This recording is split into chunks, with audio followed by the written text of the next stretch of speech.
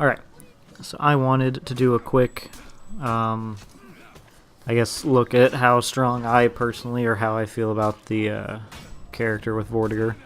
I've had a little bit of time with him. I haven't had as much time as I want before I technically say, you know, like that he's amazing or whatever. Personally, he's the exact kind of character I've always wanted in the game. I've always liked Warden and the way he looks, but I've never really cared too much for the way Warden plays. I also like the way Conk looks, but I also don't like that he uses a mace. Which I always played Warden because I actually like the fact that he uses a two-handed sword, so I figured I'd, you know, actually just main Warden. But now that this guy's out, I think he might actually be one of my main characters, regardless of how good he is, just because the visuals and the way he looks and the way he does things is preferably what I would prefer. I mean, that's essentially like all the Shugoki mains out there up until this point. You guys were playing them for the looks, for the everything. But the primary thing I want to talk about is my current feelings toward the character. Because there's a lot of stuff that says he's broken, other people just say he's pretty strong. I mean, you never really know what all's going on. So, after playing a lot with him, and obviously playing a lot of people that are using him, because everyone seems to have him, obviously, since it's not, you know, a DLC with 4 or 5 characters, we only have 1 this time. There are certain things that are extremely strong, like, for instance, some of his attacks are extremely good, and so I want to kind of break this up a little bit. So on console, he's strong, but you have to use prediction very well. On PC, you can react a little bit more with him, is the thing. So, for instance, if Tiandi's going for a palm strike, if Centurion's going for the punch that he does, you are more likely to be able to react to that on PC than you are on console, unless you can predict that he's going to do that. With that being said, it also provides other people that you're facing against online more time to counteract the fact that you're going in there and they can, you know, bait you, for instance.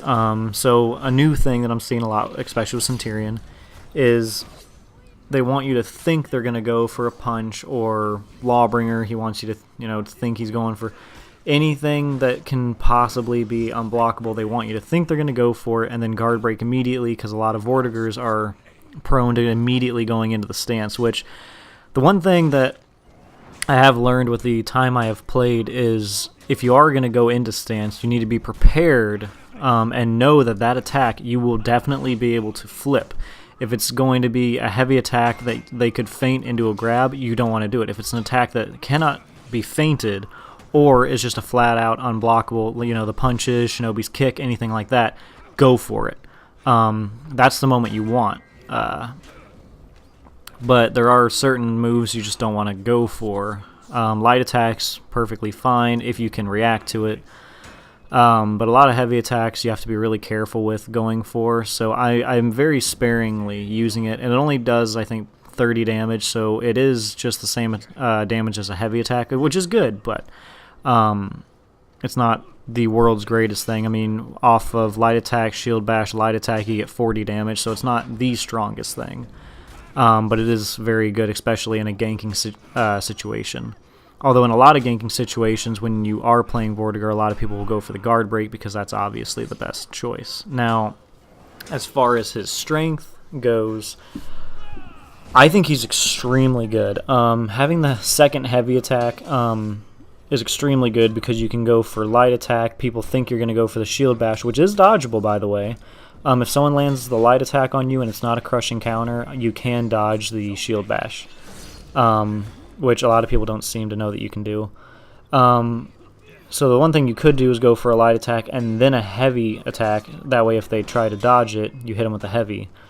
The other really good thing is you can completely counteract the whole Raider thing where they run away, stampede charge, run away, stampede charge, for the most part. So what I've been doing when I see someone coming that's going to do that, I am going to have a whole series on is it flippable, and I'm just going to do all the unblockables and see what you can and cannot flip. But You go into your all guard stance and make him think he's going to do that, and then you go for a light attack right before he can guard break, and normally it'll work. A lot of them assume that you're going to try to flip them, and they go for the guard break instead because they get a little scared that, you know, you don't want to take 30 damage for no apparent reason. So in some instances, it's almost better to still go for the Stampede Charge just in case they do try to come out of it. His crushing counters are insane. I fucking love it. I love how it's set up like Highlanders. I love how you get good damage off of it. This is one of those characters I was talking about when I was back playing the game a lot. You don't need a lot of unblockables. A character does not need a ton of unblockable attacks or a super strong unblockable attack. He just needs at least one unblockable and something to do with it. The other thing I have tested a little bit, and I want to test, is Orochi's Heavy Deflect. I want to see if you can flip the Heavy Deflect, because that would be something. Being able to flip him, but then you have to worry about him going into a guard break and stuff like that. Anyway, back on topic. That's a whole different thing. His crushing counters are extremely powerful. You get 40 damage off of them when you do land them. His second heavy attack is 40 damage. His first one is 30. His overhead is 35, which is extremely good. His perks, oh my god, his perks. I run the speed revive because the first one is kind of whatever you want. Personally, I think that's the best in a team fight. The second one has to be the healing while in the guard. So mix that with, you know, Bastion and Last Stand and stuff like that. And you can sit and breach, you can sit on the ram the whole time, healing as you go. Oh, and when you go onto a base, as you can see in some of the Dominion background gameplay, you heal extremely quick now sitting on a base, especially when you go down to that stance. The other thing I'm running is Tough as Nails, because you get that extra health, and then the Morale Booster for the extra damage, which he hits for 60 damage on a side heavy, second side heavy, that is. The undodgeable one, so he does hit like a truck. He has a lot of options as well. His zone attack is kind of like Gladiators, except you actually have to use stamina to do the light attack. It's pretty good. It's not amazing, but it is good. Shield Bash isn't too ridiculous. His heavy attack into Shield Bash has a lot of range on it, but isn't impossible to deal with. In terms of your opponent going into Revenge, he's actually really good because you can take them out of the fight by flipping them. There are a lot of people that just refuse to attack Vortigern when you are when they are in Revenge, because they know that if you flip them, everyone gets a free hit while you're flipping them, basically. I mean, it might only be a light attack, but still. I think the weakest thing in his kit is his running attack. His running attack it takes a long time, and it's extremely easy to parry. But with that being said, it's a running attack. Who really cares? You can also crushing attack with his dodge forward heavy attack, which is also really, really cool. He's a very, very solid character. He has very good damage, very good, really everything. I'm not sure if I would go far enough to say that he's overpowered. I find Vortigerns that I fight to be pretty predictable. A lot of Vortigerns do the same stuff because he doesn't have the biggest moveset. So you honestly, when you play Vortigern, you want to try to mix it up a little bit. You don't want to do the same thing over and over and over again. You want to mix a whole bunch of light attacks with shield bashes, and then occasionally do that one heavy attack, especially when you're fighting Vortigern. You want to do a lot of light attacks, and when he tries to, like earlier in my video, when he tries to do the flip, that's when you go for a heavy attack, and he'll do the flip too early, allowing you to land the heavy. That's extremely useful against people playing Blackbriar. He's very prone to that because you'll hit it too early thinking it's a light. He's extremely good in most situations. His looks are amazing, but as far as strength and ability and everything goes, he's very, very good. He is definitely up there. I think he's one of the most fun characters personally. He does suffer from T-Rex arms, but that's not the biggest deal in the world. But in terms of if I had to put him on some form of a tier list, he would be reasonably high, assuming skill level. So, in a normal player's hands, he's not the greatest, and I know I'm a normal player unless I'm really on my game. So in a normal player's hands, he's pretty decent. I had a couple games where I was 20 and 0, 20 and 1. I had one game where I was 32 and 0.